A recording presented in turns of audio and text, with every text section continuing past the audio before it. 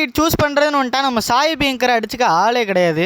ஆளை பார்த்தா டம்மி பீஸா இருக்க, பயங்கரமான ஆளா இருக்கேடா. இப்போ ரீசெண்டா நம்ம சாய் அபியங்கரோட மியூசிக்ல ரிலீஸ் ஆயிருக்க இந்த பவளமல்லி சாங்ல நம்ம ஃபீமேல் லீடான கயடுவோட அந்த பெர்ஃபார்மன்ஸ் சும்மா தட்டி தூக்கியிருப்பாங்க. இது மட்டும் இல்ல, இதுக்கு முன்னாடி கூட அவர் மியூசிக் பண்ண இந்த ஆசை கூட, கட்சி சேர, அப்புறம் இந்த சித்திரபுத்தர், இந்த மாதிரியான சாங்ஸ்ல வர இந்த ஃபீமேல் லீடுமே எல்லாரும் ரொம்ப அழகா இருப்பாங்க, நல்லாவும் பெர்ஃபார்ம் பண்ணுவாங்க.